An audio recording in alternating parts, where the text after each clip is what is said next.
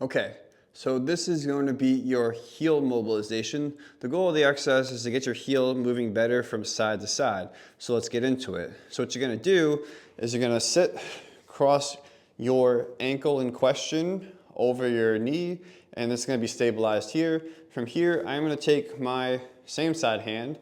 I'm going to use this to move the forefoot, and then my opposite hand is going to do the work through the heel. So all I'm going to do with this in this situation, move around here, is I'm going to push in to around the heel. I'm going to pull down, and then I'm going to stretch my foot up, and I should feel a nice stretch where my thumb is. So it's a combination of pushing in and down, letting the tissues, the skin, the ligaments stretch as I bring my ankle through the range of motion. And I'm here, just pushing down, bringing my toe up with my other hand. And you can kind of see my thumb is just sliding as it does that. We want to give that a nice stretch.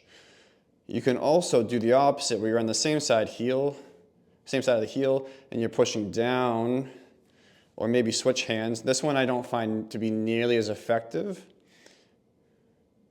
This one is the one I find the most effective. And what you want to do is you just don't want to work in the same area. You kind of want to work all around the heel and just below this pointy bone here called your malleolus.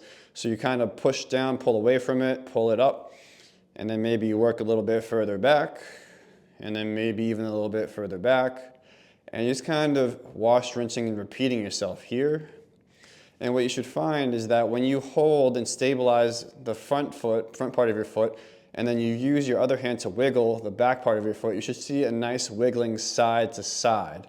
Now you can also do the other side, which is a bit harder for us to see, where I take my hand on the outside part, my outside malleolus, so it's this bone but just on the outside, and I do the same thing where I push down, I load up, and I pull. And I pull.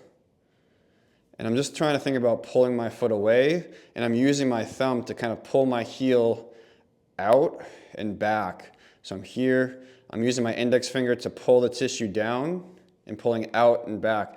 And so where I find the most success is working on both the inside and the outside, but always kind of pulling the toes up. Because that's where most people run into issue when it comes to their heel, is just doing this. And I'm pulling my heel back. I can't show you my index finger all that well, so let's see. Here, I'm pulling, and I'm just pulling. And I can just feel that heel just sliding back and opening up on me just the way that I want it to. So again, just to review, you always want to hang out just below the malleolus and just above the heel, kind of in this zone here on both sides.